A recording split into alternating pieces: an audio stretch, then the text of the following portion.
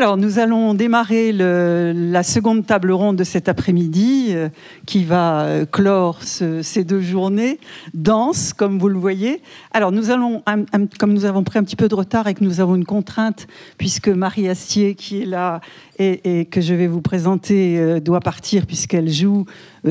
Comme vous le savez, nous en avions déjà parlé. Vous pourrez aller voir son spectacle dans des conditions un petit peu privilégiées.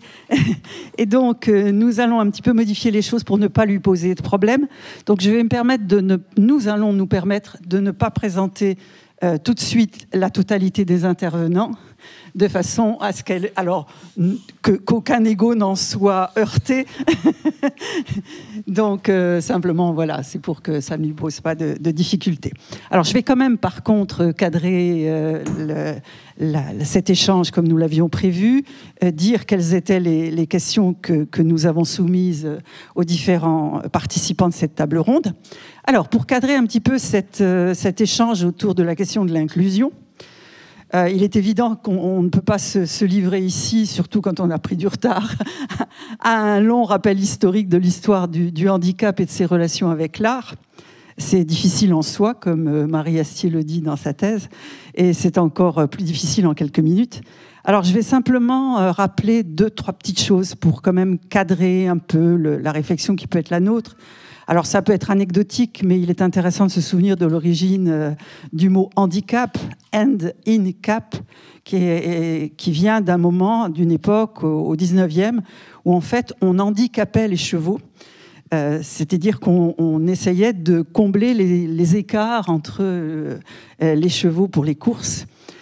Intéressant aussi de rappeler que la reconnaissance des droits sociaux des personnes handicapées en France a commencé en 1957 pour ce qui est de la première attestation du mot dans un texte officiel. Quand j'ai découvert cette date, moi, c'est vrai que j'étais un peu étonnée. Et d'ailleurs, c'est étrange parce que ça correspond aussi, en gros, au droit de vote des femmes. Alors, je ne dis pas que les femmes sont handicapées, hein, mais c'est quand même intéressant de voir que ça coïncide. Ça n'est sûrement pas un hasard. Ensuite, ça a débouché en France sur la loi de 2005, qui est le repère maintenant dont on parle beaucoup, la boussole, même si ça n'est certainement pas un aboutissement complet. Alors, il est important aussi de rappeler que cette histoire n'est pas à prendre comme quelque chose de linéaire. Il se trouve qu'il s'est tenu récemment un colloque à Arras autour de littérature jeunesse et handicap, auquel je participais. Et nous avons découvert, enfin pour moi ça a été très important, et je crois aussi pour les autres participants, le travail d'une anthropologue, enfin d'un groupe d'anthropologues qui ont publié, ce sont des ouvrages que je vous recommande, Quand l'archéologie nous éclaire, en 2018, et puis Il était une fois la différence.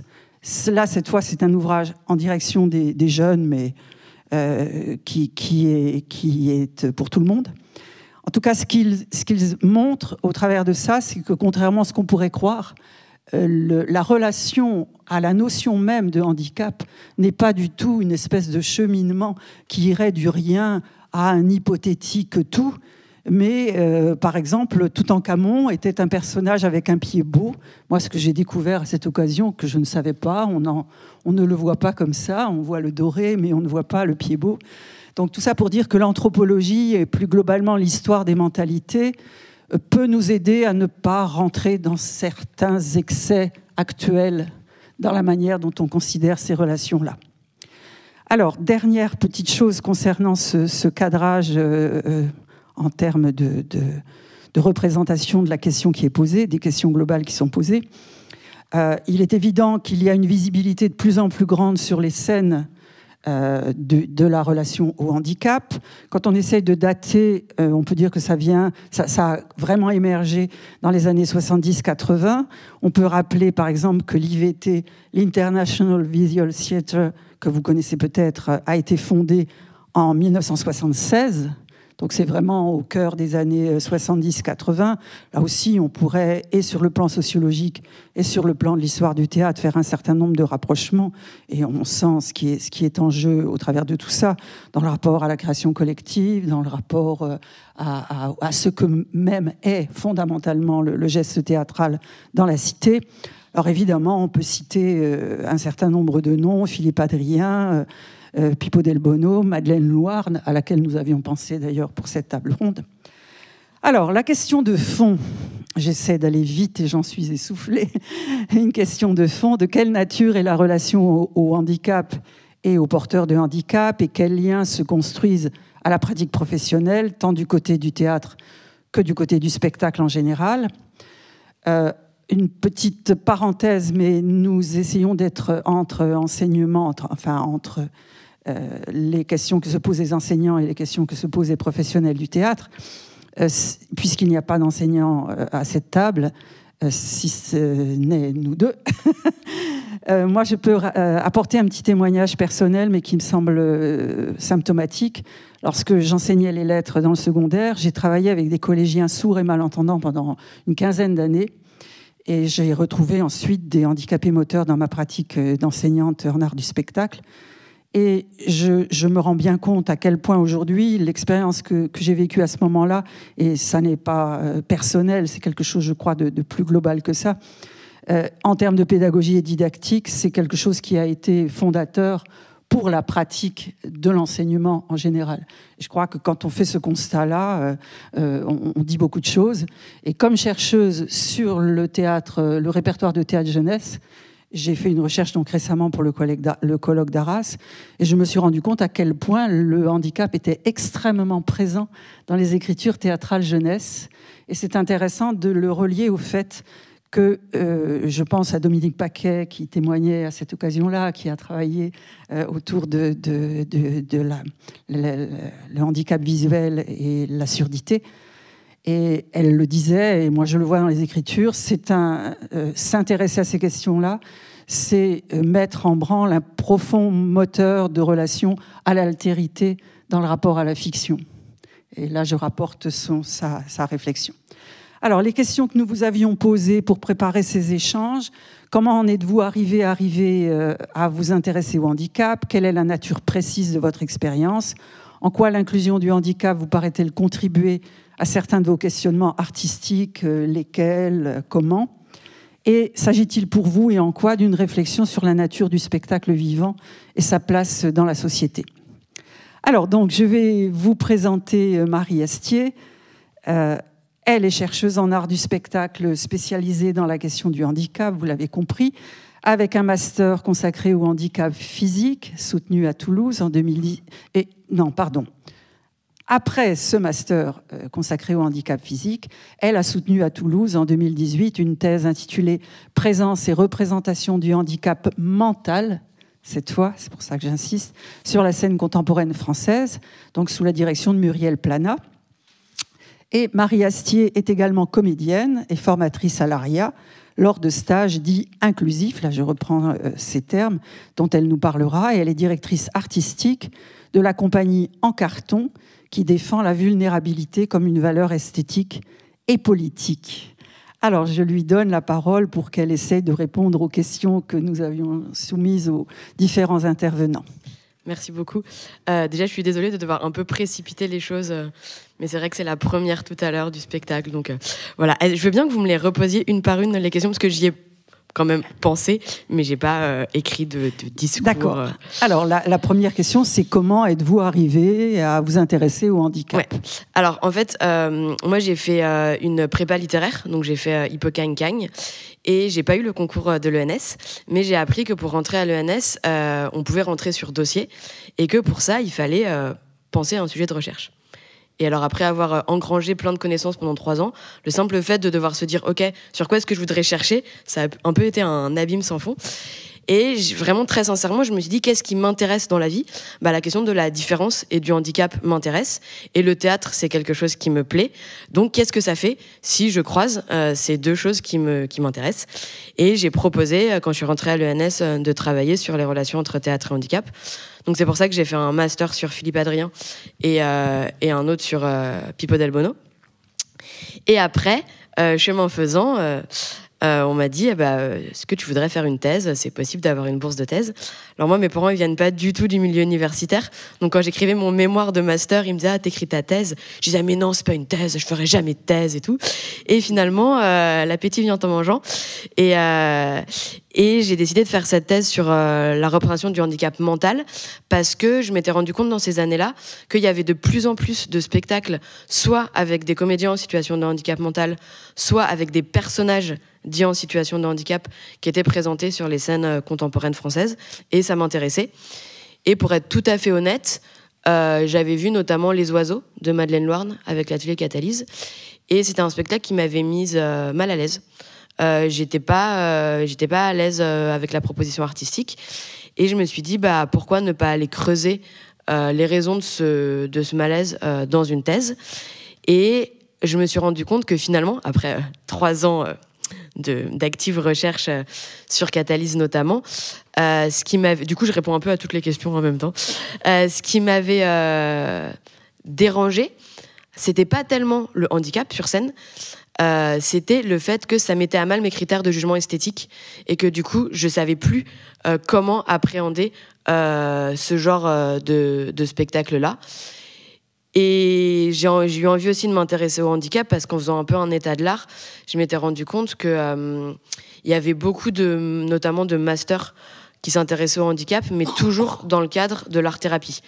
Et moi, j'avais vraiment envie de défendre la pertinence artistique et esthétique de ces propositions-là, d'autant que c'est le moment où ces spectacles ont été programmés, notamment les spectacles de Catalyse au Festival d'automne, puis au Festival d'Avignon. Donc il y avait une vraie reconnaissance artistique de la part des institutions. Et pour autant, j'avais aussi remarqué que les journalistes, c'était bien souvent, ils sont mignons, ces petits handicapés qui font du théâtre. Et moi, je voulais un peu sortir de ça et de dire, OK, en quoi ça interroge notre façon de faire du théâtre. Voilà. Et donc, du coup, moi, ce qui m'a beaucoup intéressée, c'est que j'ai l'impression que ça fait ça, quel que soit le sujet de recherche. Quand on croise le handicap avec un sujet de recherche, il y a toutes les questions qui nous sautent aux yeux. Et notamment, là, moi, dans le cadre de ma thèse, il y a la question du post-dramatique qui m'a vraiment sauté aux yeux. Je ne sais pas si je me serais autant intéressée au théâtre contemporain s'il n'y avait pas eu cette entrée handicap. Mais là, notamment, la question de la frontière entre le personnage et la personne, la question du textocentrisme, enfin voilà, toutes ces questions-là. En fait, l'entrée handicap m'a permis de renouer avec beaucoup d'enjeux du théâtre contemporain, mais du coup de manière très, très, très précise, ancrée. Et moi, c'est ce qui m'a intéressée. Je raconte tout, après je vous laisserai poser des questions. Je pense que du coup je vais retrouver toutes les questions comme ça en filigrane. Après, donc ça part d'une expérience de spectatrice, d'une expérience aussi de chercheuse, d'avoir envie de travailler sur ces questions-là. Et après, je me suis dit, j'en avais un peu marre d'être tranquillement assise dans un fauteuil de théâtre ou sur une chaise de bureau et de réfléchir à ces questions. J'avais aussi un peu envie de pratiquer. Et la première année, donc il y a un stage à l'ARIA qui s'est ouvert, qui s'appelait Le cœur à l'ouvrage. Enfin, le grand cœur, puis le cœur à l'ouvrage. Et maintenant, on va appeler ça jouer, chercher, inclure. La première année, j'étais stagiaire. Et l'année dernière, il y a 2 ans et l'année dernière, j'étais co-formatrice. Et là, je vais reprendre toute seule le bébé. Et c'est vraiment l'idée de proposer une formation qui est inclusive à 2 titres. La première, c'est que ça mélange des personnes dites valides et des personnes dites en situation de handicap. Et la deuxième, c'est que ça mélange la recherche et la pratique théâtrale. Donc il y a une chercheuse en sciences de l'éducation qui s'appelle Claire de Saint-Martin qui fait des entretiens individuels et collectifs avec les participants. Et moi, j'ai ma casquette dans un premier temps de formatrice et dans un deuxième temps de chercheuse. Et vraiment, l'idée, c'est de questionner ensemble qu'est-ce que c'est que l'inclusion et comment le fait d'être dans le même bateau dans un projet artistique fait que on questionne en fait au plateau l'inclusion. Voilà. Et après, je me suis rendu compte aussi que si je me suis intéressée au handicap, Mais voilà, enfin, je le dis parce que je suis hyper au clair avec ça, c'est que moi j'ai une maladie chronique qui est un handicap invisible, donc ça n'a rien à voir avec le handicap mental, mais il y a quand même cette question de la visibilité. Et ce qui m'intéressait, pourquoi j'ai choisi de passer du handicap physique au handicap mental, c'est que le handicap physique, c'est visible, le handicap mental, pas forcément. Et du coup, il y a toute cette question aussi de la visibilisation, de la représentation, de ce qu'on projette, qui moi m'intéressait. Et aussi la question d'un rapport particulier au monde qu'on va pouvoir venir questionner dans la fiction ou pas. Parce qu'on ne fait pas forcément de la fiction. Par exemple, dans ma thèse, j'ai beaucoup opposé, parce que pour moi, c'est les deux extrêmes d'un même spectre.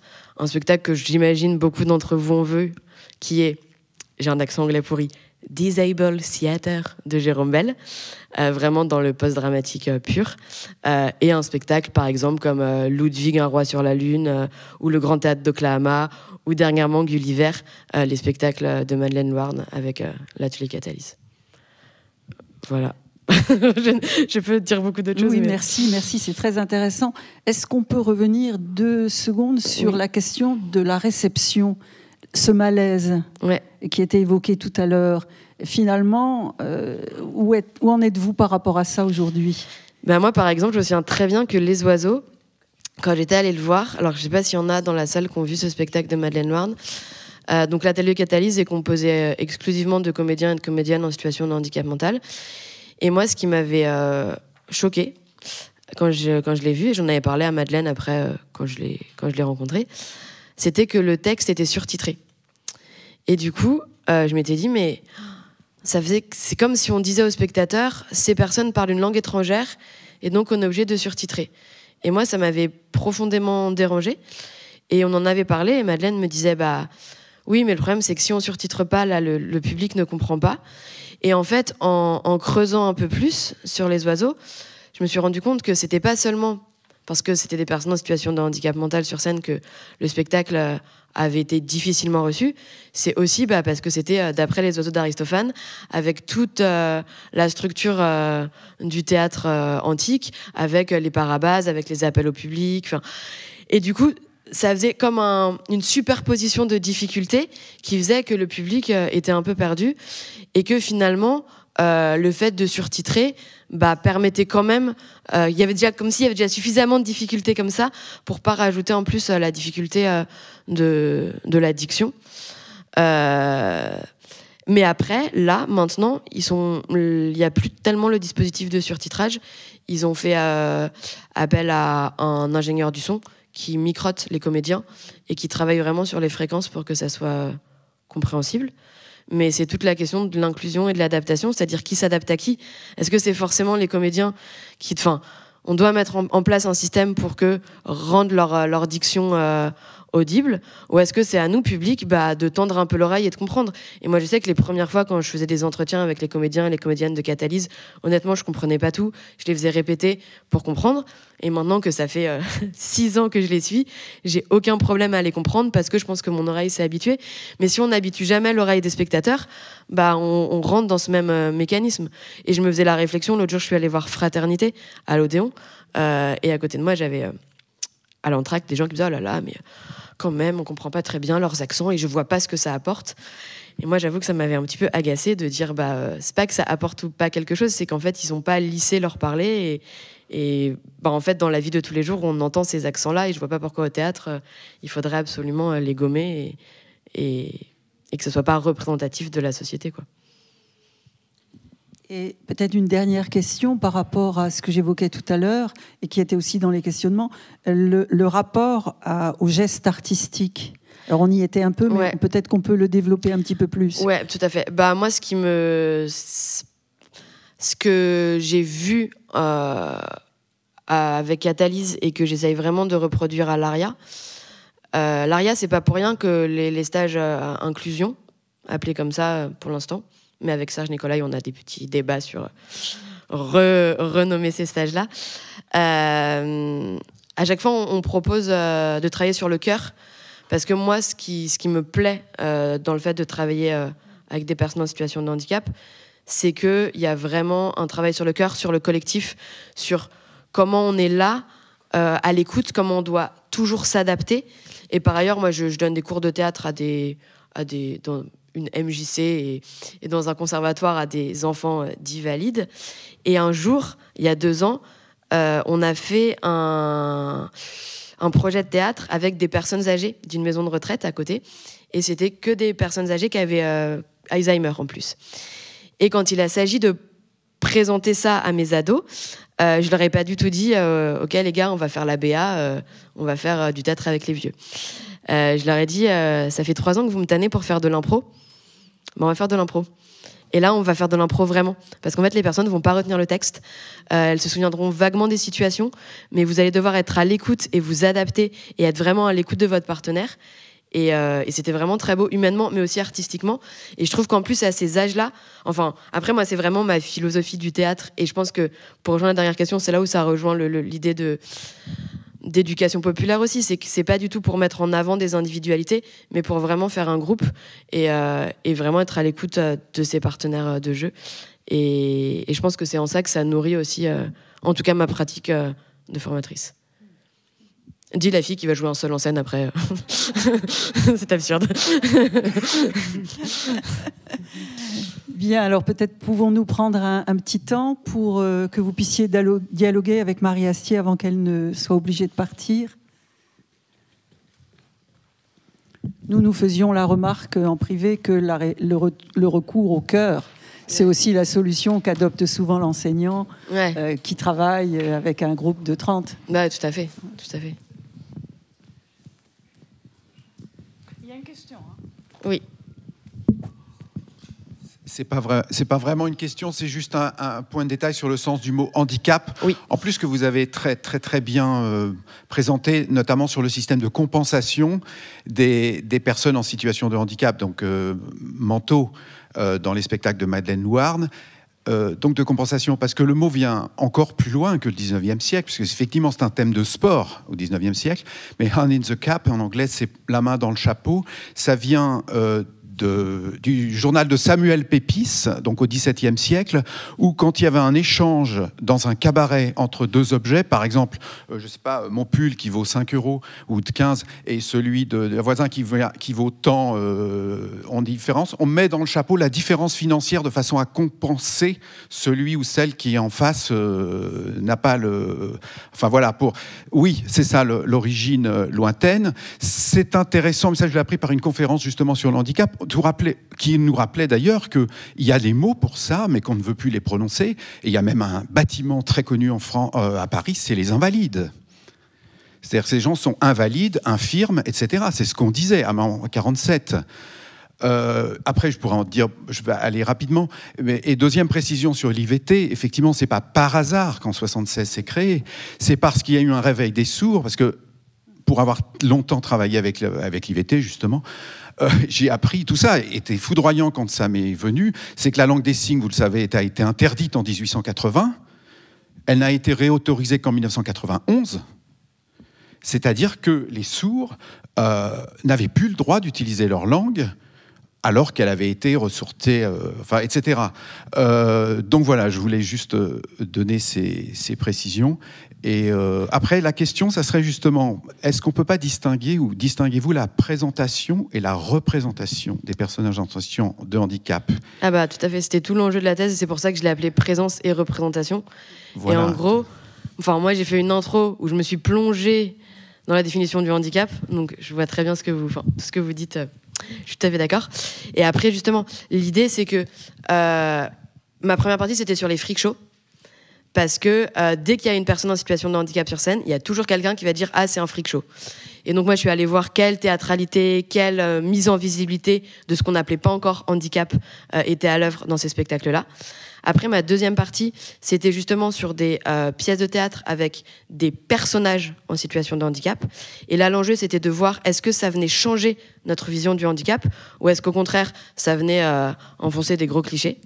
Et je faisais des parallèles avec le cinéma aussi. Et la troisième partie, c'était sur des comédiens en situation de handicap. Et parfois, par rapport à ce qui a été dit tout à l'heure sur en tant que, voilà, Jérôme Bell, il fait parler le théâtre Aura en tant que handicapé, alors que par ailleurs, il joue Shakespeare. Enfin, ils ont tout à fait accès à la fiction et du coup, il réduit pardon, je suis un peu... il réduit la vision qu'on peut avoir. Et Madeleine L'Hoorn, elle fait appel à la fiction. Je dis pas que c'est... Et j'ai essayé vraiment de me garder du jugement de valeur, mais c'est vraiment deux esthétiques théâtrales très différentes. D'un côté, on est du côté de la performance, où le comédien et le personnage sont une seule et même personne. Et de l'autre, on croit à la métamorphose, on croit au pouvoir de la fiction pour décaler le regard aussi, quoi. Mais c'était tout à fait cette question qui s'est beaucoup posée. Et quand est-ce que ça se recoupe et quand est-ce que ça s'éloigne, ça se différencie, ouais. Est-ce qu'il y aurait encore une autre question ou est-ce que nous arrêtons là? Pour Marie. Oui, pour Marie Astier, bien sûr. Oui, après, je vais enfin laisser les autres parler. Bien, merci beaucoup. Merci beaucoup. beaucoup. Merci d'avoir été parmi nous. Et puis un moment Saint-Cloud que vous connaissez très bien pour tout à l'heure. Désolée, j'aurais beaucoup aimé rester, mais j'espère que ça sera... C'est enregistré. C'est enregistré, donc... Oui, tout à fait. Alors nous allons enchaîner avec Luca Giacomoni qui est donc à ma gauche. Et l'enchaînement est à la fois avec la table ronde précédente à laquelle je crois que vous avez pu assister, et en particulier sur toutes les questions de faut-il ou non associer des comédiens professionnels et des innocents. Enfin, le terme d'innocent a été employé, je pense que c'est un mot qui peut aussi vous intéresser, première chose. Et deuxième chose, par rapport aux propos qu'on vient de tenir. Je vous resitue, vous êtes metteur en scène, directeur de la compagnie White Theatre, je ne sais pas si vous le prononcez à l'anglaise ou pas, fondateur de White Stories, laboratoire des arts de la narration. Vous avez été formé par l'école du théâtre Jacques Lecoq à Paris. Vous avez travaillé avec des gens comme Eugenio Barba, Alain Maratra, Rairo Cuesta, Jim Sloviak, je prononce, je crois à peu près correctement, Gennady Bogdanov. Et en fait, depuis, vous alternez création théâtrale et enseignement tant en France qu'à l'étranger. 3 projets qui sont très importants. L'Iliade, que vous avez élaboré dans le cadre d'un projet avec le Centre pénitentiaire de Meaux. Alors ça, c'était en 2016. Les Métamorphoses, 2019. Et là, c'était un projet lié à un projet avec la Maison des Femmes de Saint-Denis. Et tout récemment, donc, ce Hamlet que vous avez présenté au Théâtre du Montfort, avec le GHU de Paris, psychiatrie et neurosciences. Et donc, évidemment, en allant voir ce spectacle Hamlet, votre présence ici me paraissait, à plus d'un titre, tout à fait pertinente. Je ne sais pas si certains d'entre vous ont vu ce spectacle Hamlet, puisque dans ce spectacle, et ce n'est pas sans écho avec 2 termes qui viennent d'être utilisés par Marie Astier, la question de la présence et la question de la vulnérabilité comme valeur esthétique, je pense, font écho à ce travail. Dans ce spectacle Hamlet, donc, vous aviez des professionnels, je pense en particulier à Valérie Dréville, qui jouait Gertrude, donc la mère d'Hamlet, et aussi donc innocents, peut-être que je peux reprendre le mot, donc 2 personnes qui sont en situation psychotique avancée, enfin on peut le dire, qui jouaient à la fois donc Claudius, le père d'Hamlet, et aussi le fantôme, donc le beau-père d'Hamlet, Claudius, pardon, et donc le père d'Hamlet, le fantôme. Et donc ce choix-là était tout à fait intéressant, puisqu'on avait, pendant le temps de la représentation, tout ce travail aussi auquel on assistait en direct, de la relation entre ces comédiens professionnels et certains donc aussi importants que Valérie Dréville, qu'on connaît tous, et ces non-professionnels pour le coup, et c'est toute la poésie que l'on voyait apparaître. Petite remarque aussi, vous étiez vous-même au plateau tout le temps pendant ces représentations, c'est-à-dire vous étiez quitte à intervenir par rapport à ce travail. Donc la question, évidemment, c'est pour vous, quel sens avait ce travail bien singulier? Dans quelle mesure vous reconnaissez aussi dans cette idée de vulnérabilité comme valeur esthétique? Ou est-ce qu'au-delà, c'est aussi pour vous un enjeu par rapport à la place et la fonction du théâtre dans la société? Et j'élargis cette question à cette dimension-là, du fait de ce travail avec le centre pénitentiaire ou avec la Maison des Femmes. Alors, je vais essayer, bonjour à toutes et à tous, je vais essayer de répondre à ces plusieurs questions. La première chose qui me semble importante de dire est que j'aime les histoires et j'essaie toujours de faire en sorte qu'une histoire puisse fleurir, apparaître, jaillir dans un contexte sociétal qui me semble à mes yeux le plus pertinent. Notamment Iliade est né au centre pénitentiaire de Meaux en 2015. C'était suite aux attentats de Charlie Hebdo. Il y a eu une subvention du ministère de la Justice pour lutter contre la radicalisation de l'islam en milieu fermé. Et j'ai profité de cette subvention pour faire un atelier théâtre qui a donné vie à un spectacle de 10 heures. Il y a été une série théâtrale en 10 épisodes. Mais pour moi, avant tout, c'était une sorte de cohérence entre ce qui se joue dans l'Iliade d'Homère et les personnes que j'ai rencontrées en détention. C'est-à-dire que quand j'ai vu ces hommes avec qui on avait proposé de travailler avec moi, j'ai vu Agamemnon, Patrocle, Achille, etc. C'est que j'étais vraiment sous le charme de ces corps, ces visages, leur histoire, les blessures, tout ça. Et donc j'ai vu la possibilité de raconter Homère. Et effectivement, il y avait une cohérence qui, d'ailleurs, est apparue avant tout à mes yeux quand je l'ai vu sur le plateau. Parce qu'effectivement, dans Iliade, il est question de personnes qui vivent au quotidien dans une situation de conflit, qui sont épuisées par des années de guerre, qui ne souhaitent que rentrer chez eux. Et en fait, je retrouvais ça en prison avec des personnes qui étaient en situation de conflit quotidien et qui n'attendaient que de rentrer chez eux, et ainsi de suite. Je n'ai pas dû expliquer Iliade parce qu'ils comprenaient parfaitement mieux que moi tout ce qu'il s'agissait. Le poème épique était déjà là vivant. Il fallait juste l'articuler, le rendre lisible et le mettre en scène. C'est un peu ça l'élément déclencheur de mon travail. C'est-à-dire que les métamorphoses de la Maison des Femmes sont nées de la même manière. C'est que là aussi, c'était sur invitation d'une amie qui, après avoir vu Iliade, m'a invité à proposer un atelier à la Maison des Femmes, à un contexte différent, parce que justement je suis rentré à la Maison des Femmes et donc j'ai senti que j'incarnais le problème en quelque sorte, parce que j'étais homme, blanc, je dirigeais l'atelier, etc., etc. Ça posait beaucoup de problèmes, mais ces personnes-là m'ont fait confiance, et c'est en écoutant les groupes de parole qui étaient sur l'inceste, l'excision, le viol, les violences conjugales, etc., que ma mémoire est arrivée à Ovide. Dans des groupes de parole, la première fois que j'ai écouté un groupe de parole, c'était sur l'excision. Il y avait des femmes qui parlaient d'un enfant qui était né, c'était un serpent, c'était pas un enfant. Et il fallait le tuer, parce qu'en fait, l'enfant qui était venu au monde était un serpent. Ou bien elle parlait d'une femme qui était transformée en chèvre parce qu'elle était désobéissante. Et en fait, toutes les femmes dans le groupe hochaient la tête. C'était pas un conte, une allégorie, c'était réel. Et c'était le premier choc. Je me dis, là, Ovide est vivant. Il y a quelque chose à faire. Et Hamlet est arrivé un peu quelque part dans la même direction. C'est-à-dire que, à mon sens, le théâtre de Shakespeare est bâti sur l'invisible, c'est-à-dire que si on enlève les sorcières, les cauchemars, les prophéties, les spectres, les lutins, tout ça de Shakespeare s'effondre. Et en fait, tout ce théâtre tient grâce à ces manifestations étranges de l'invisible. Donc, mes recherches m'ont amené à contacter des personnes qui avaient une expérience directe de l'invisible. Et donc, petit à petit, mes recherches m'ont amené à Sainte-Anne, et après dans un centre thérapeutique à temps partiel, et après dans un groupe d'entraide mutuelle en banlieue parisienne, qui est plutôt dans la lignée de l'antipsychiatrie, etc., etc. J'ai rencontré des psychologues, des psychothérapeutes, de personnes qui travaillent en libéral.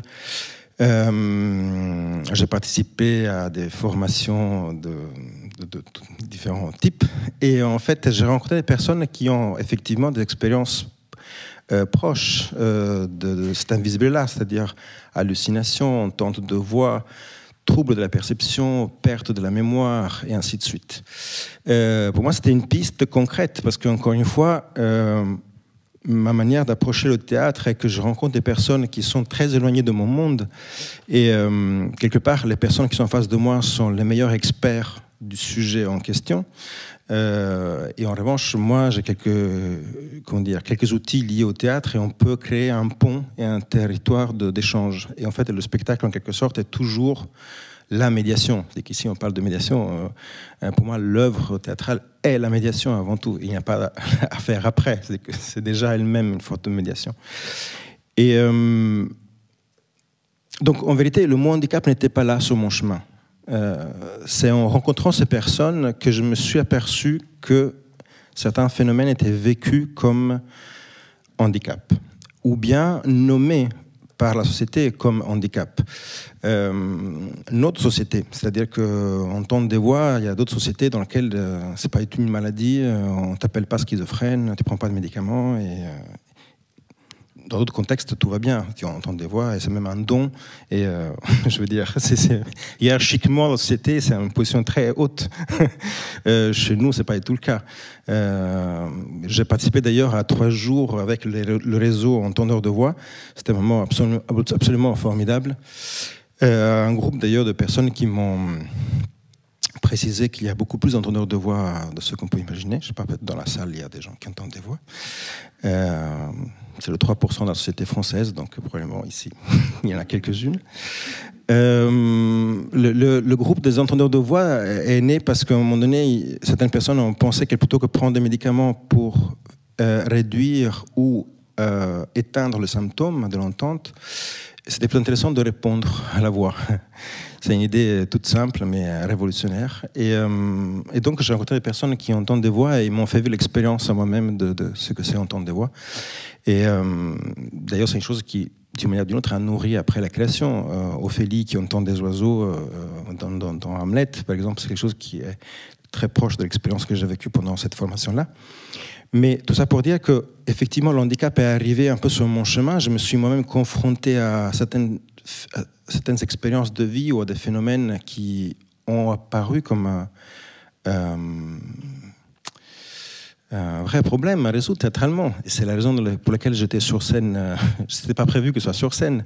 3 jours avant la première, l'équipe s'est réunie et ils ont voté si c'était judicieux que je sois sur le plateau. Et tout le monde a voté, donc je me suis mis sur le plateau, mais ce n'était pas du tout mon désir ni ma fonction. Mais comme, par exemple, l'effacement de la mémoire d'une personne, notamment, était tellement grave, en situation de stress, qu'il fallait qu'il y ait quelqu'un pour sauver les meubles. Et ce quelqu'un était moi. Mais voilà. Ça pose beaucoup de questions, en effet, sur que veut dire ce signe, que veut dire cette présence du metteur en scène sur scène. Marie parlait justement de qui s'adapte à qui. Ça me semble une vraie question, très importante. Le mot vulnérabilité me parle énormément. Et je pense que le théâtre qui me touche est un théâtre qui a le courage d'accueillir cette vulnérabilité au cœur du geste artistique. Et de manière plus générale, le fait que cette société tend à exclure les personnes qui ne sont pas productives me révolte beaucoup. Et donc, si je peux faire quelque chose dans le sens opposé, à mon échelle, je le fais. Voilà. Je ne sais pas si ça déjà répond un peu à certaines questions. Oui, de fait, vous avez commencé à répondre aussi à la dernière question que je posais, qui était est-ce que c'est lié à votre conception finalement de la place et de la fonction du théâtre dans la société? Parce que voilà, je pense qu'on est tout à fait dans ce cadre-là. Je ne sais pas si, parce que mine de rien, on est toujours vigilant à l'heure. J'ai d'autres questions, mais peut-être d'emblée, est-ce qu'il y en a parmi vous qui Bon, alors j'enchaîne, Lucas. Et puis on va laisser peut-être encore un peu de temps, parce que ce qui était aussi au-delà du projet, au-delà de... Vous avez raconté comment vous êtes arrivé à finalement à aller chercher ces 2 personnes. C'est aussi ce qui se joue au plateau. C'est-à-dire ce que le spectateur voit. Et en particulier, toute cette... moi, j'ai été touché, je vais le dire, par ce que j'ai vu justement de cette solidarité qui se crée aussi au plateau entre acteurs professionnels et donc les 2 comédiens que vous avez associés, enfin comédiens.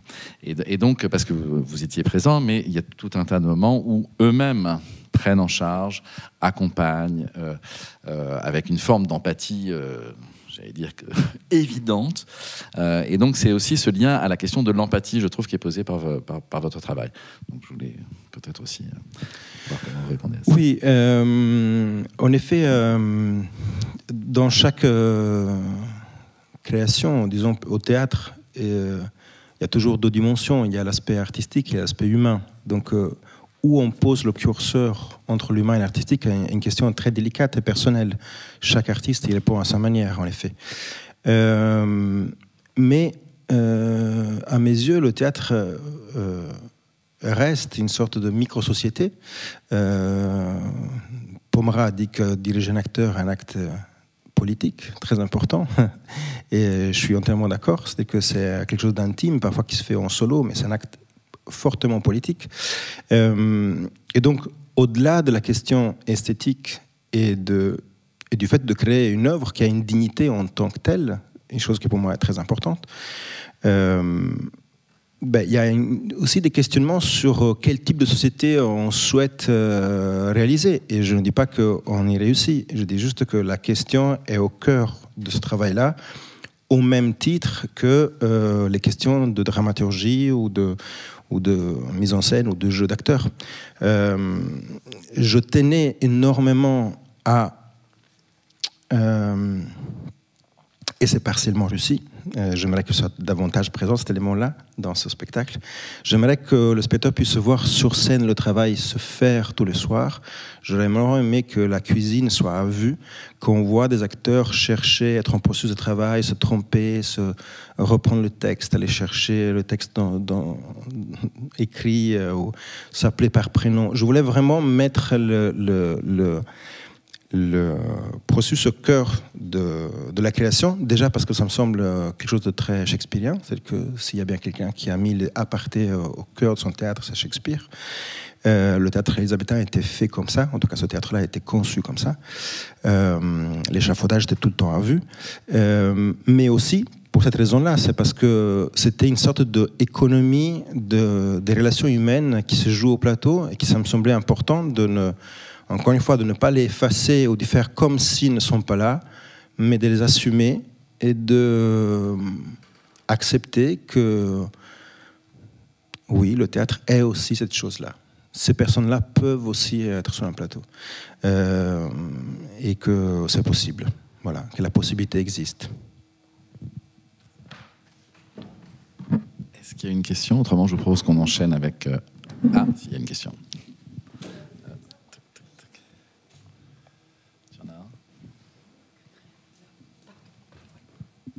Juste pendant ce petit trou, je me faisais la réflexion en écoutant tout ce discours lié aux actes, que finalement la manière dont on concevait l'engagement du théâtre est totalement bouleversée par ce type de travail, parce que ça n'est plus la thématique ou les prétendus messages ou les prises de position d'un spectacle qui font engagement.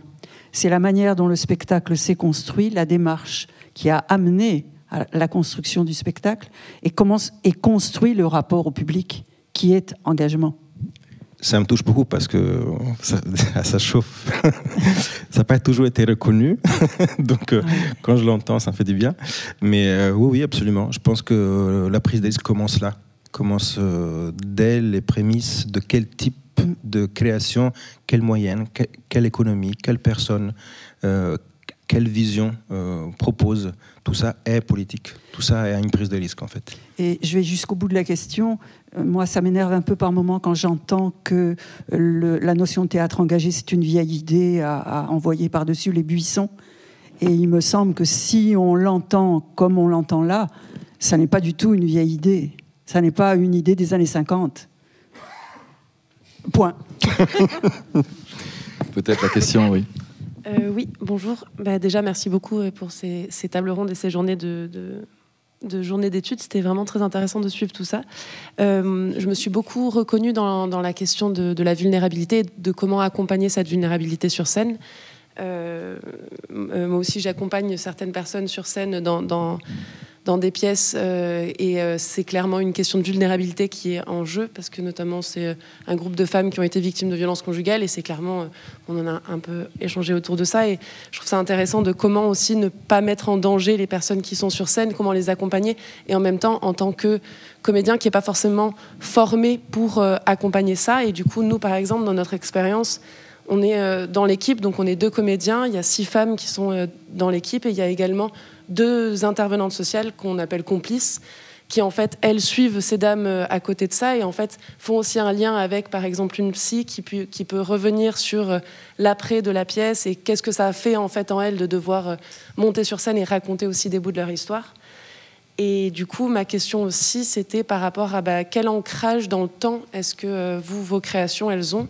Est-ce qu'elles sont destinées à continuer ? Est-ce que le projet, par exemple, de Hamlet, il est destiné à continuer avec ces deux comédiens innocents ou comédiens non professionnels, enfin, peu importe comment on les appelle, ou est-ce que c'est quelque chose qui est plus un projet ponctuel ? Et si c'est un projet ponctuel, est-ce qu'il y a un lien qui est quand même gardé dans la suite ? Je suis désolée, c'est une question à 10 000 volets, mais ça m'intéresse beaucoup. Alors, toute création est pensée comme une œuvre professionnelle qui a une vie jusqu'au moment où il y a des gens qui ont envie d'acheter le spectacle et faire tourner la pièce. Iliade a tourné quelques années, Hamlet vient de commencer, on va voir jusqu'où ça va aller. Mais oui, absolument. Il y a la question du soin, du lien au-delà du travail du plateau qui est très importante et qui va bien sûr avec la question de combien ça dure un spectacle. En tout cas, pour ma part, je ne pense jamais comme un événement isolé, mais comme quelque chose qui évolue dans le temps, comme un vrai processus. Mais il y a aussi la question de comment ces relations-là humaines, effectivement, grandissent en dehors du projet professionnel. C'est toujours très délicat. Je suis en plein dedans en ce moment dans Hamlet, mais notamment quand j'ai travaillé en détention, c'était flagrant, parce que même il y avait beaucoup d'argent jusqu'au moment où les gens étaient en détention. Et magiquement, l'argent a disparu quand les gens sont sortis. Alors qu'en vérité, la vraie chose difficile est la réinsertion. Enfin, quand tu as passé 9 ans de ta vie dans une cellule, après rentrer dans le monde normal, c'est comme si on lançait les gens sur Mars. Je veux dire, c'est absolument un choc. Donc c'est une question très très importante que moi j'essaye de soigner à ma manière, à petite échelle. Mais il faudrait effectivement des politiques et des structures pour soigner ces questions-là. Est-ce qu'il y a une autre question ? On enchaîne. Parce que ce que vous dites, c'est très intéressant, c'est-à-dire que finalement, vous n'êtes pas préparé, donc il y a une sorte d'auto-formation. Je me demandais si vous faites de la formation de formateurs pour des intervenants.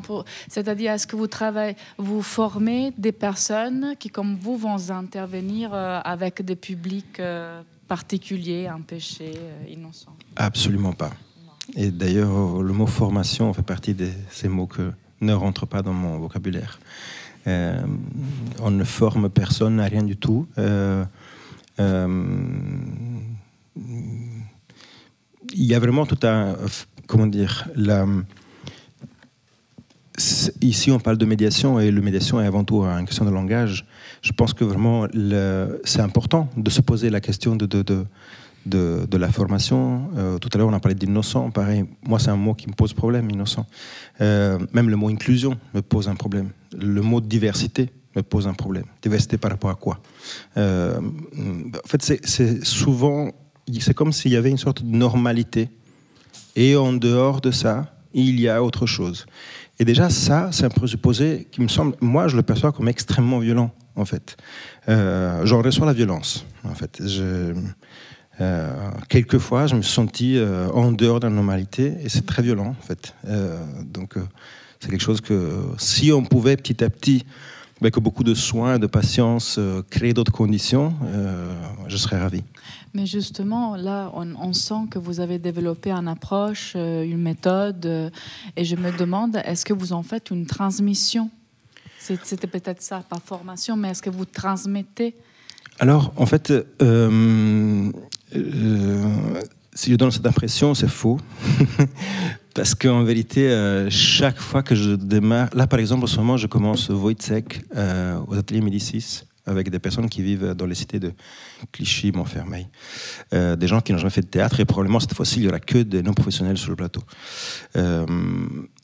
J'arrive en croyant avoir de l'expérience. En plus, je me dis, ouais, j'ai quand même travaillé 1 an et demi en prison, avec ça, donc j'ai vraiment passé le pire. Et en fait, non, pas du tout. D'ailleurs, l'année d'après, je me suis cassé les dents à la Maison des Femmes, mais d'une manière royale. Et après, quand je suis entré en psychiatrie, pareil, j'avais encore une fois des préjugés, des a priori.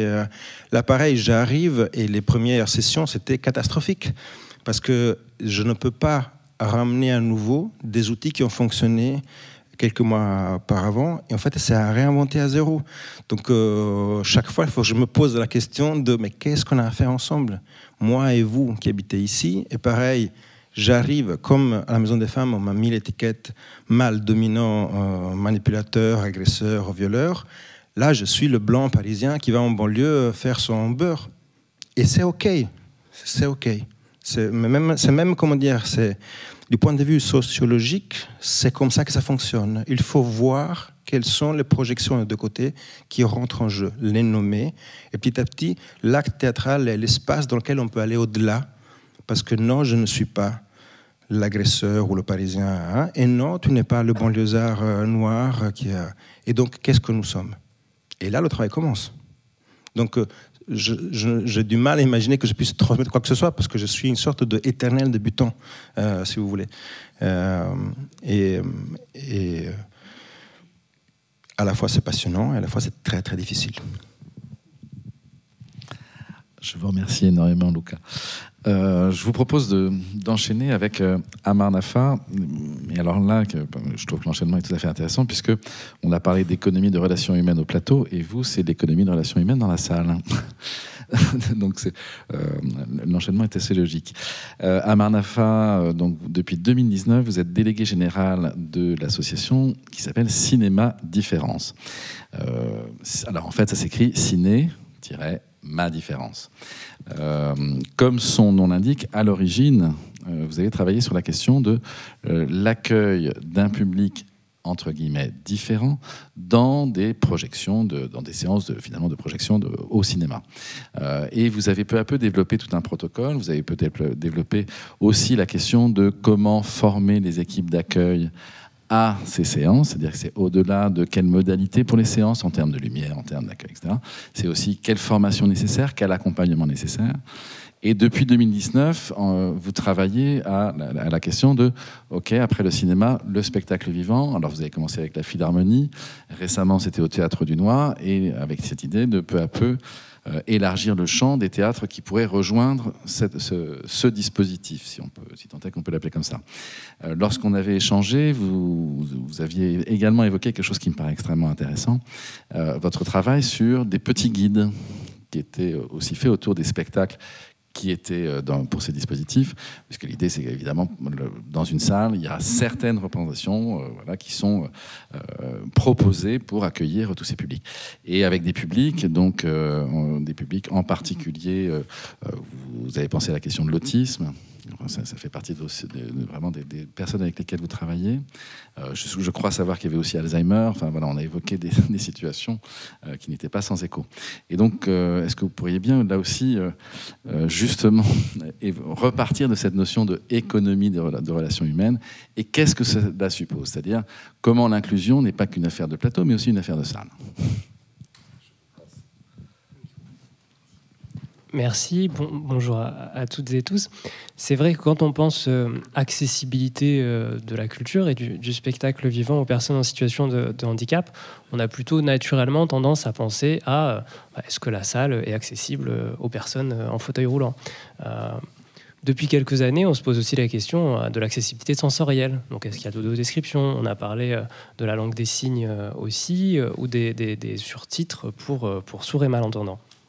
Mais c'est vrai que quand on n'est pas concerné personnellement, on n'a pas toujours tendance à savoir que des personnes, en raison de leur handicap, ça peut entraîner des comportements qui sont atypiques dans des lieux culturels qui sont, on l'oublie trop souvent, très normés. Quand je parle de comportements atypiques, ça peut être des cris, ça peut être des vocalisations, ça peut être un besoin de se lever, de marcher. Donc je pense que vous imaginez bien en tant que spectateur, c'est des choses qui ne se font pas quand on va au spectacle. Il y a la question du silence, il y a la question de on bouge pas, on reste pendant le spectacle. Donc en fait, quand ces personnes et leurs proches tentent de passer la porte d'un cinéma ou d'une salle de spectacle, bien souvent ça attire les regards des autres spectateurs. Donc regards de deux types, ça peut être des regards de pitié ou des regards un peu courroucés, et ça peut être aussi des réflexions qui peuvent être très, très désagréables. Donc bien souvent, les personnes qui ont tenté l'expérience et leurs proches choisissent la fuite parce que ce qui devait être une sortie familiale entre amis, un plaisir, devient une épreuve. On y va avec la boule au ventre en se demandant est-ce que ça va bien se passer, est-ce que ça va bien se passer, est-ce que les gens vont être compréhensifs ou pas. Pire pour nous, il y a des gens qui vivent ça, c'est un peu leur quotidien dans la vie de tous les jours, donc ils s'interdisent même de penser qu'ils peuvent aller au cinéma, au théâtre, parce qu'ils ne s'y sentent pas légitimes et ils ne s'y sentent pas les bienvenus. Donc pour revenir un petit peu à la création de Cinéma Différence, ça remonte à il y a un peu plus de 15 ans, en 2005, et ce sont des parents du coup concernés par le handicap de leur enfant qui se rendent compte que oui, comme tout le monde, eux, ils ne peuvent pas aller au cinéma et profiter de ces petites parenthèses de culture et d'évasion. Donc, du coup, ils décident de créer les séances Cinéma Différence avec 3 principes dès le début. C'était le premier, que c'était des séances en inclusion, et c'est pas quelque chose qui était forcément évident il y a 15 ans. C'est vrai que maintenant l'inclusion c'est un terme un peu incantatoire et qu'on retrouve un petit peu partout, mais c'était l'idée de vraiment partager la salle de cinéma en l'occurrence, parce qu'ils ont commencé par le cinéma parce que c'est le premier loisir culturel des Français, un petit peu aussi le plus naturel, on va dire, pour les sorties, partager avec les spectateurs habituels de la salle de cinéma. L'idée c'est d'aller profiter comme tout le monde et avec tout le monde. Le deuxième point, c'était un petit peu un corollaire de ça, c'était pas faire des séances pour un type de handicap particulier, des séances pour personnes autistes ou pour personnes polyhandicapées ou avec un handicap intellectuel. L'idée, c'était de mettre en place des aménagements qui faisaient que toutes les personnes qui peuvent en bénéficier soient les bienvenues à cette séance. Et l'idée aussi, je ne sais pas pourquoi on a souvent ça, les gens pensent que nos séances ou les spectacles sont pour les enfants, parce que souvent, je pense qu'il y a un raccourci, on associe handicap à enfants handicapés, et du coup, c'est des choses pour les enfants. L'idée, c'est que oui, l'accès à la culture, c'est important quand on est enfant, mais le handicap ne disparaît pas d'un coup de baguette magique, malheureusement, bien souvent quand on passe 18 ans, et que c'est important aussi pour les personnes adultes d'avoir cet accès à la culture. Un corollaire aussi de cette inclusion, c'était que c'était des séances qui sont dans des cinémas tout à fait ordinaires. Et l'idée aussi, c'était que les gens puissent venir en famille. Donc c'est important que ces séances aient lieu le week-end. Et c'est aussi le cas pour les représentations, pour aussi s'affranchir du truchement d'un établissement médico-social ou de l'établissement scolaire, qui fait qu'on a parlé tout à l'heure des publics captifs, où c'est on fait une sortie et tout le monde y va. Là, c'est plus... Voilà, comme tout à chacun, on peut choisir le week-end sur son temps familial de pousser la porte d'un établissement culturel ou d'un cinéma. Comme vous l'avez rappelé, on a commencé par le cinéma et puis après des demandes aussi au niveau des fondateurs de l'association, mais aussi du public qui du coup a pris l'habitude de venir au niveau du cinéma, d'ouvrir à d'autres expériences. Donc on a commencé en 2016 avec la Philharmonie sur des concerts, et puis après aussi voir ce qui se faisait à l'étranger, donc sur le modèle des relaxed performances dans les pays anglo-saxons où c'est un petit peu plus développé. L'idée a été de lancer avec le Théâtre National de l'Opéra Comique le dispositif Relax, du coup, en France en 2018, avec, c'était pas copier-coller de ce qu'on faisait au cinéma, mais garder un petit peu cette essence. Donc le premier point, c'est que les codes sont assouplis. Donc quand on va à une représentation Relax, on est dans un environnement qu'on veut bienveillant et détendu, et où c'est clairement dit que chacun peut profiter du spectacle à sa façon, et vivre ses émotions à sa façon et les exprimer aussi selon les moyens qui sont les siens. Donc si on a envie de vocaliser son appréciation de l'œuvre, je pense que c'est aussi arrivé, si vous êtes allé parfois les premières fois dans des concerts de musique classique, on ne sait jamais quand il faut applaudir. C'est quelque chose qui est un peu gênant parce que c'est très codifié. Non, si on applaudit au mauvais moment, les gens regardent, font des réflexions, etc. Donc là, voilà, si on veut applaudir au milieu d'une réplique, on applaudit au milieu d'une réplique. Si on a envie de rire à un moment qui ne fait pas forcément rire les autres spectateurs, on a le droit de rire, etc. Donc l'idée, c'est que chacun vive les choses à sa façon. Si on a besoin de marcher, de sortir de la salle, il y a aussi cette question des sorties. Souvent, une sortie est définitive. Mais du coup, il y a des personnes qui ont besoin de sortir peut-être 5 minutes et pouvoir re-rentrer ensuite. Donc voilà, tout ça est clairement dit et assoupli dans le cadre d'une représentation relax. Le corollaire de ça, c'est que pour être garant de cet environnement bienveillant, c'est qu'il y a une équipe d'accueil, une équipe, plus généralement l'équipe de l'établissement culturel, qui soit formée à cette question, et surtout l'équipe d'accueil qui est là le jour J, et aussi cette équipe d'accueil qui soit renforcée en nombre, parce que c'est un accueil qui nécessite quand même d'avoir un peu plus de temps, donc il faut être plus nombreux pour pouvoir l'assurer. C'est là où ça diffère aussi avec les cinémas, parce que bien souvent, dans des cinémas, on a une personne qui fait la caisse, qui fait en même temps projectionniste et qui vend les bonbons, donc on n'a pas ces ressources humaines. Donc là, on intervient avec des équipes de bénévoles qui sont présents, qui sont formés pour cet accueil. Là, on travaille avec les équipes des établissements pour justement les former à l'accueil de ces personnes qu'on appelle en situation de handicap complexe. Et comme vous le disiez tout à l'heure, madame, dans votre question, bien souvent, la première réaction, c'est un peu de crainte et de se dire mais c'est pas mon métier, en fait. Moi, je suis ouvreur ou je suis voilà. Et ils ont peur, ils pensent qu'on va les transformer en professionnels du médico-social, en éducateurs spécialisés. Et l'idée, c'est non, vous restez dans votre posture de professionnel de la culture, mais on va juste vous donner quelques clés de compréhension, parce qu'aussi, pour dire les choses telles qu'elles sont, c'est des handicaps qui font peur.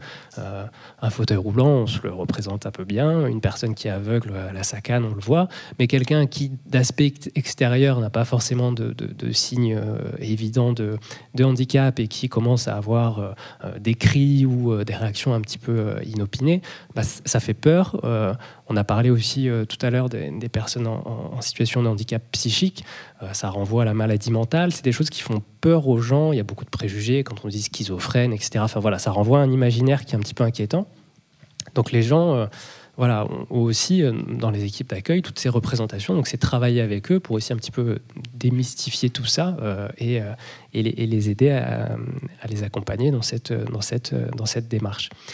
Bien sûr, si les codes sont assouplis, il faut que les gens soient informés que ces codes soient assouplis. Donc c'est un petit peu le deuxième pied de ce dispositif, c'est vraiment l'information. L'information de tous les publics, donc le public qui n'est pas concerné par le handicap, pour lui dire que vous participerez à une représentation relax, voilà le principe. Il y a peut-être des gens qui vont avoir des réactions qui sortent un petit peu de l'ordinaire, mais c'est tout à fait le bienvenu. L'équipe de la salle est formée à ça, les artistes aussi sont informés, donc c'est pas quelque chose qui va être disruptif du spectacle. Mais du coup, il faut vraiment que tout le monde connaissent, on va dire, la règle du jeu en amont, puisque, nous, l'idée, c'est pas de contraindre qui que ce soit à venir à une représentation relax, mais si vous choisissez de le faire, vous acceptez que les règles sont un petit peu différentes. Parce qu'il suffirait qu'une seule personne n'ait pas eu l'information, se retourne, fasse une réflexion, du coup, à un spectateur qui est venu avec ses proches, et du coup, tout tombe, tout ce qu'on a essayé de construire, et cette famille, c'est peut-être une famille, après, qui est perdue, entre guillemets, pour la culture, pour toujours, parce qu'ils vont se dire, on nous a dit que c'était pour nous, qu'il y avait un dispositif, mais même là, ça marche pas. Et donc, du coup, le côté, on va dire, démoralisateur est vraiment important.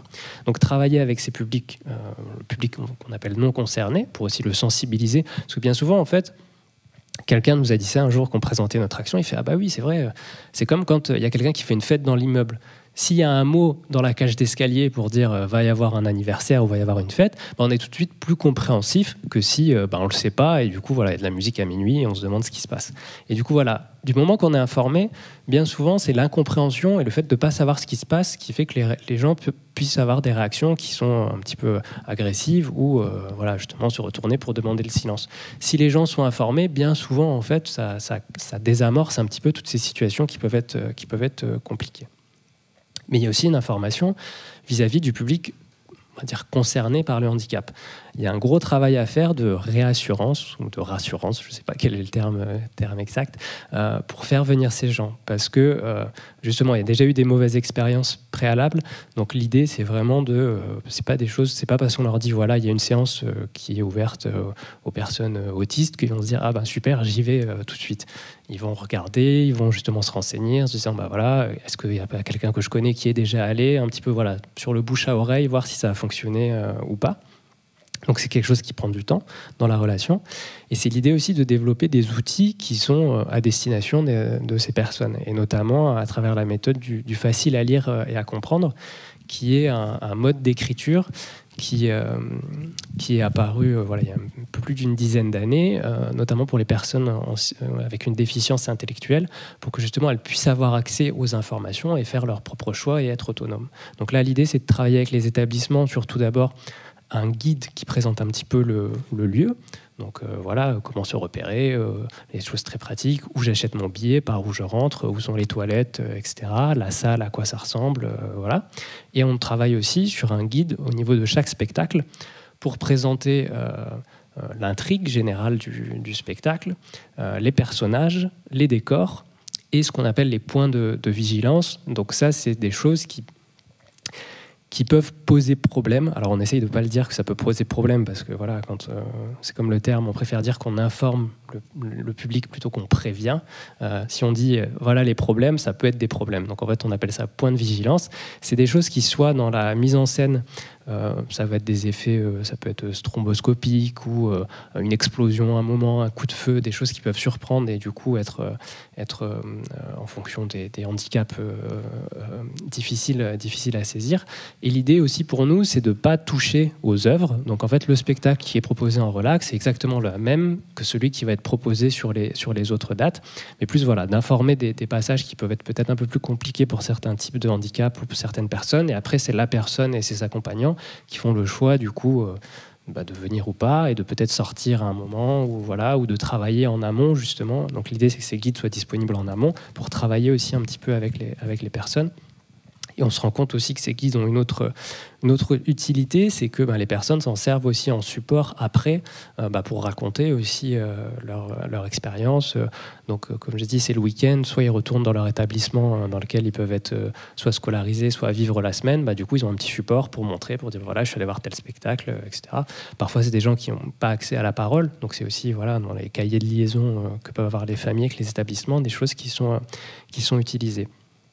Et pour accrocher peut-être, et pour conclure sur la dernière partie de la question, pour nous c'est très important, c'est une question en fait d'égalité des droits. On ne fait pas ça parce qu'on est sympa, on est sympa par ailleurs. Les établissements aussi qui nous rejoignent, on dit vous ne faites pas ça parce que vous êtes sympa, c'est juste en fait que c'est la loi, théoriquement. Donc la loi de 2005 que vous avez mentionnée de tout à l'heure fait que théoriquement, les établissements recevant du public doivent être accessibles, mais aussi les prestations qui sont données dedans. Donc là, l'idée, en fait, c'est juste de permettre cet accès, parce que il y a tout le monde devrait être le bienvenu dans une salle de spectacle ou plus largement dans un lieu culturel. Donc c'est rendre possible cet accès. À l'heure actuelle, on est présent dans 6 établissements franciliens. Donc au niveau du cinéma, on est dans 70 villes en France. Comme le dispositif Relax est plus récent, pour l'instant, on n'est qu'en Île-de-France. Donc on est à l'Opéra Comique que j'ai mentionné, on est au théâtre Jean Vilar à Vitry-sur-Seine, on travaille aussi avec Fontenay-en-Seine et un festival Shakespeare d'Avril à Vincennes. Et donc là, plus récemment, il y a le Dunois, le théâtre Dunois qui a rejoint aussi la démarche. Et on va commencer aussi dès le mois prochain à l'Opéra de Paris à travers les propositions de l'Académie. Et c'est aussi des lieux qui sont assez différents, mais on le remarque aussi. On a des gens, des accompagnateurs, qui poussent pour la première fois les portes de l'Opéra Comique ou, on l'espère, de l'Opéra de Paris, qui ne sont jamais allés à l'opéra, parce qu'ils viennent du coup dans le cadre de la relax avec la personne en situation de handicap. Et c'est aussi très valorisant du coup, parce que là, c'est grâce à cette personne qu'on accède aussi à ces formes artistiques et à ces lieux. Donc les gens, chaque fois qu'on a à l'Opéra Comique, c'est aussi c'est les dorures, c'est le beau cadre. Et du coup, c'est aussi très valorisant du coup d'y accéder. Et bien souvent, c'est des personnes qui peuvent être assez dévalorisé, des problèmes de confiance en soi, etc. Donc là, voilà, c'est aussi rendre un petit peu cette confiance et cette place aux personnes. C'est un petit peu fouillis, voilà, mais j'espère qu'on comprend. C'était très clair, je trouve, il n'y a pas de souci. Oui. Moi, j'ai une question très concrète. Est-ce qu'il y a eu des expériences de rencontre des publics avant ? C'est-à-dire avant un spectacle, un petit temps, comme un sas, entre l'avant-spectacle et le spectacle ? Alors non, parce que justement, on essaye de faire en sorte que cet accès soit le plus... que ce soit le droit commun et l'accès le plus normal possible. Et c'est vrai que tout à l'heure, je ne sais plus qui mentionnait que souvent on pensait à l'accès à la culture au niveau du handicap par l'art-thérapie, et c'est aussi le côté des ateliers. Donc quelqu'un qui va faire un atelier, ça peut être des comédiens, ça peut être des musiciens dans les établissements médico-sociaux, et une personne, du coup, on nous disait d'une autre association, mais un spectateur lambda, il va voir son concert, il va voir sa pièce, il ne fait pas un atelier avec le metteur en scène, il ne fait pas un atelier avec le musicien, il va juste, entre guillemets, voir l'œuvre. Donc nous, c'est ce qu'on essaye de faire aussi, c'est de proposer un accès le plus normal possible. On achète sa place, on vient voir le spectacle, et il n'y a pas un dispositif de médiation, on va dire, spécial qui est pensé à côté. Voilà. Est-ce que ça existe ? Alors après, il y a des choses qui se font entre des établissements médico-sociaux et des établissements culturels, c'est des partenariats.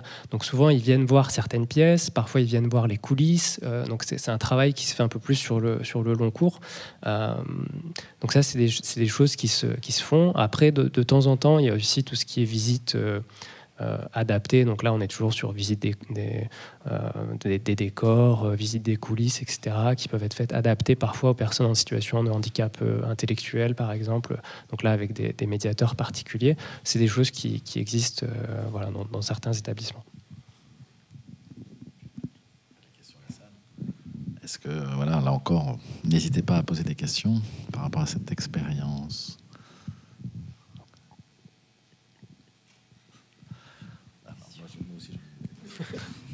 Alors, puisque j'ai le micro, je vais combler le trou avant que peut-être il y ait une question. Est-ce qu'il est arrivé qu'une expérience de ce type-là amène des enseignants, par exemple, ou d'autres personnels à se dire mais il faut absolument le transposer à d'autres publics moins handicapés ? Oui, alors c'est justement aussi tout ce sur quoi on essaye de travailler. Donc voilà, notre nom de l'association, donc Cinéma Différence, on va dire, il ne correspond plus pour deux raisons. C'est que on fait plus que du cinéma, et aussi le côté différence. Donc l'idée pour nous maintenant, c'est de se dissocier de ça. C'était quelque chose qui pouvait être valable, on va dire, il y a plus de 15 ans quand le nom a été choisi. Mais l'idée de renvoyer des gens à une différence présumée, ça nous rend un peu plus mal à l'aise maintenant. Et donc c'est pour ça que le nouveau nom du dispositif sur le spectacle vivant, c'est Relax. Et l'idée justement, c'est que ce dispositif puisse permettre à des gens qui sont éloignés de la culture pour d'autres raisons d'y venir. Donc on a par exemple les guides qui sont écrits en facile à lire et à comprendre. Pour des personnes qui ne maîtrisent pas le français ou qui peuvent avoir des difficultés à la lecture, des gens qui viennent d'arriver en France et qui ne maîtrisent pas encore la langue, c'est quelque chose qui peut être un support qui peut être utilisé. On a aussi des gens qui ont des enfants en bas âge et qui pas forcément la babysitter et se disent je ne peux pas aller au spectacle parce que s'ils commencent à faire un peu de bruit ou à s'agiter un petit peu, je ne vais pas pouvoir venir. Si, venez, là du coup, on va dire ça. Alors je le présente, vous pensez que les représentations sont très animées, etc. Parfois, c'est beaucoup plus calme qu'une représentation, on va dire, pour un jeune public, on va dire, classique, etc. Ça dépend, un petit peu. Mais du coup, donc c'est des gens aussi qui peuvent venir. On a aussi des personnes âgées en perte d'autonomie qui viennent parce que il y a un accueil aussi renforcé au niveau humain. Ça, on le voit beaucoup au niveau du cinéma. C'est bien d'arriver quelque part. On a quelqu'un qui dit bonjour, qui peut donner le bras pour aider à s'installer, etc. Donc, il y a ce contact aussi humain qui fait que c'est apprécié par des spectateurs qui ne sont pas en situation de handicap. Et voilà, entre guillemets, toutes les personnes qui peuvent bénéficier de cette étiquette assouplie. Puis comme on l'a dit un petit peu tout à l'heure, il y a des gens qui n'ont jamais poussé la porte d'un opéra, par exemple, parce qu'on ne s'estime pas légitime. Et du coup, là, de se dire, c'est quelque chose qui s'appelle Relax, c'est un peu plus souple, je vais peut-être essayer à cette occasion. Question. Et du côté des artistes, comment vous préparez les artistes à ces séances ? Alors c'est un travail du coup avec l'établissement et la programmation. Ils sont bien sûr informés et consultés en amont pour être sûr que c'est quelque chose qui leur pose pas de problème. Et pour leur dire en fait que voilà, donc c'est une représentation où il y aura peut-être des réactions dans la salle qui sont un petit peu atypiques. Et l'important, c'est que bien sûr les artistes soient au courant, parce qu'ils peuvent penser que c'est un manque de respect ou qu'il se passe quelque chose, etc. Et ça peut perturber du coup la représentation. Globalement, ça s'est toujours très très bien passé. Ils sont plutôt contents parce qu'on a mené aussi une étude internationale, je l'ai là. Vous pouvez la retrouver sur notre site internet, où je pourrais vous l'envoyer pour ceux qui sont intéressés.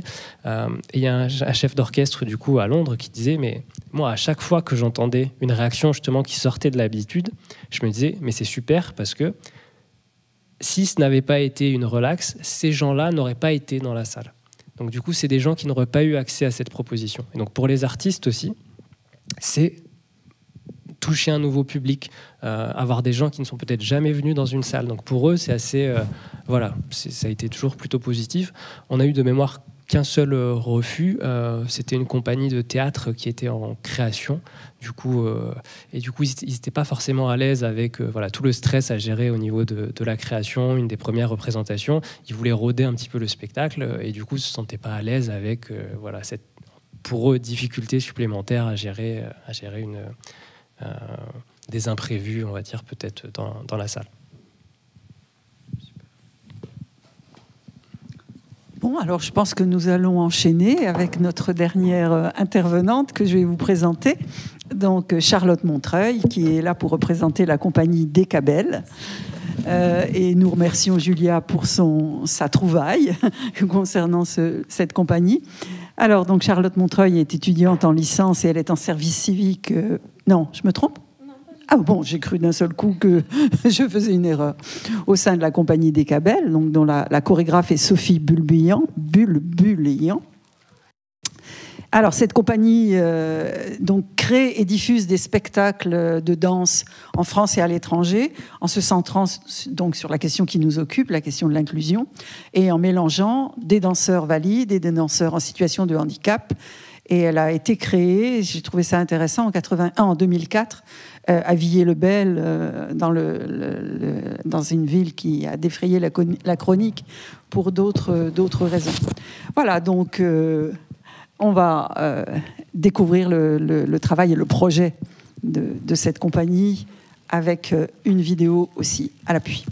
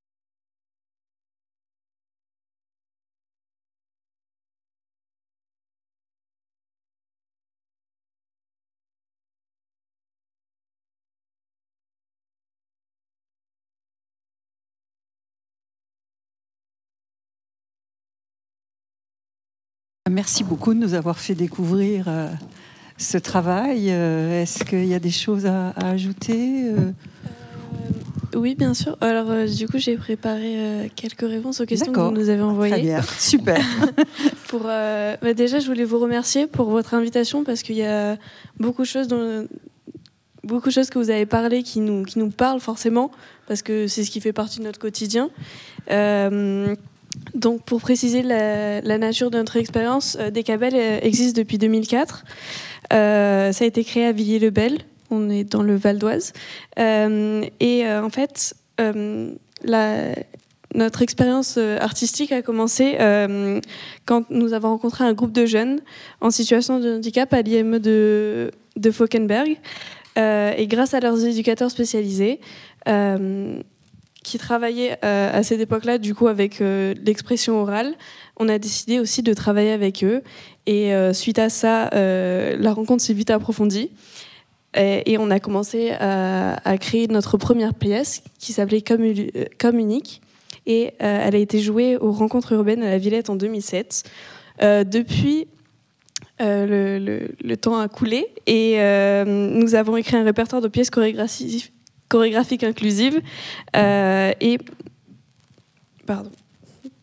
Et nous avons mené plusieurs projets européens internationaux qui nous permettent de nous enrichir des méthodologies diverses et de nos approches en manière de...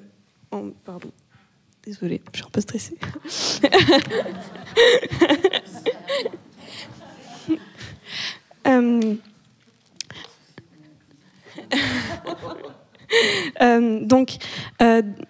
Nous avons écrit un répertoire de pièces chorégraphiques inclusives et mené plusieurs projets européens internationaux qui nous permettent de nous enrichir des méthodologies et des diverses approches en matière d'approche de l'autre.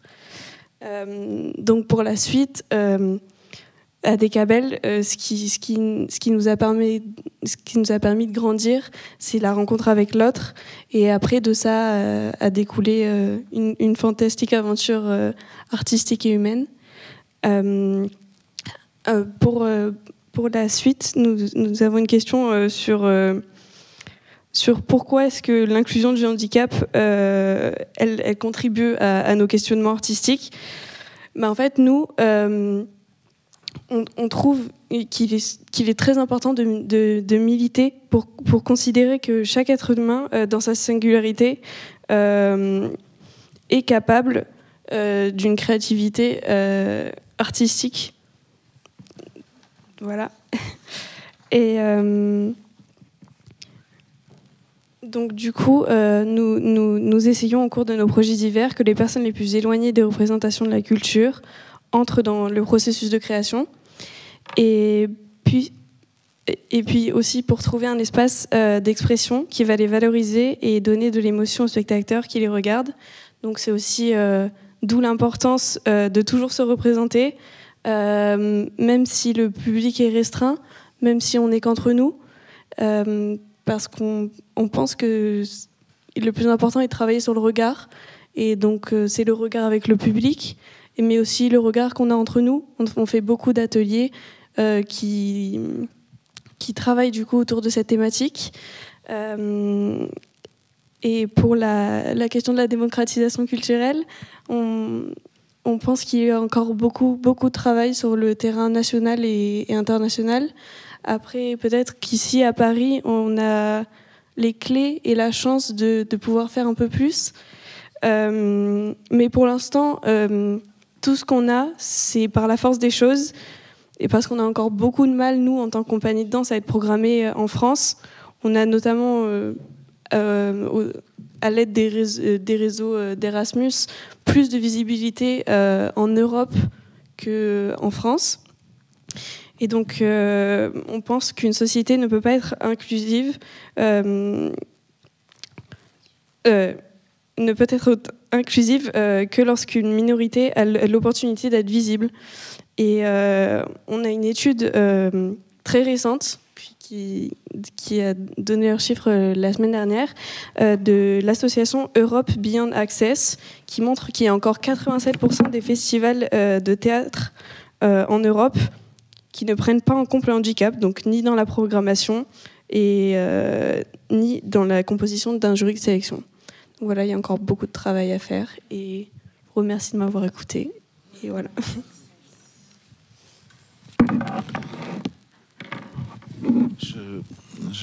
J'ai une question. Dans le film, est évoqué le parcours élève, amateur, professionnel. C'est-à-dire qu'il y a aussi toute une dimension formation, du coup, si j'ai bien compris. Oui, exactement. En fait, la compagnie Décabel est devenue une compagnie très familiale parce que de base, c'était une association de sport de collège. Et donc, en fait, l'association a grandi avec les élèves. Et donc, les élèves de collège sont maintenant, pour certains, nos professeurs. Et on pense que chaque personne qui rentre à Décabel rentre pour se former, prendre de l'expérience et rester. Peut-être, Charlotte, vous pouvez dire 2 mots du projet WhatsApp, non, le projet européen que vous portez en ce moment. Oui, alors on fait partie d'un réseau qui s'appelle ACAC Global. Nous sommes les représentants français, mais on est aussi du coup représentés en Grèce, en Finlande, au Canada, au Cameroun, dans plusieurs autres pays, donc je ne me souviens peut-être plus la liste entière. Et ACAC Global, ACCAC.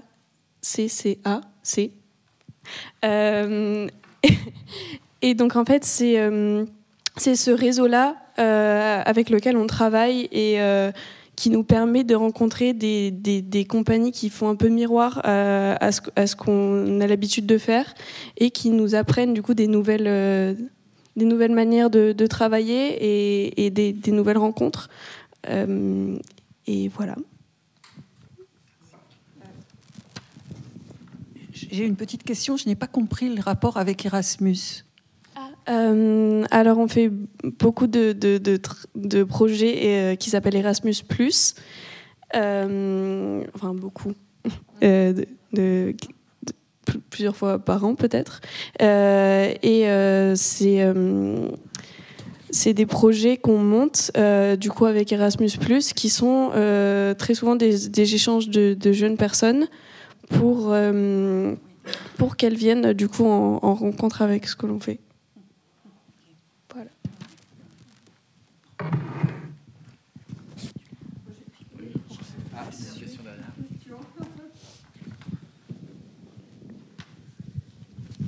Oui, merci.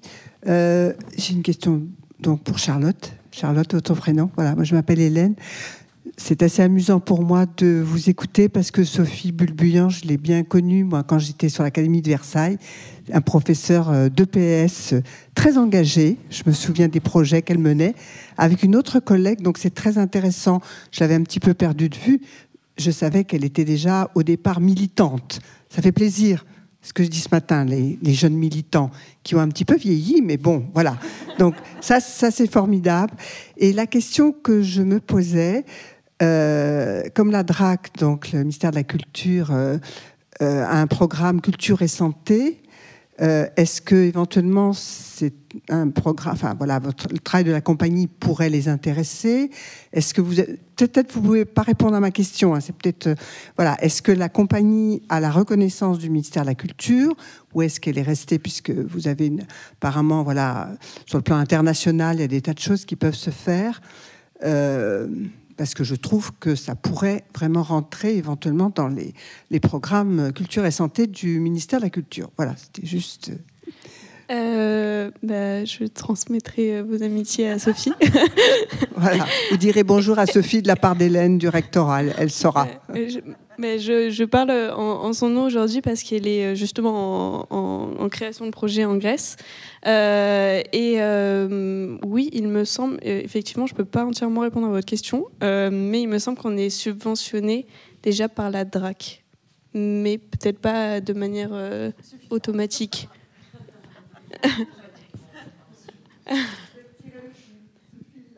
D'accord, merci beaucoup.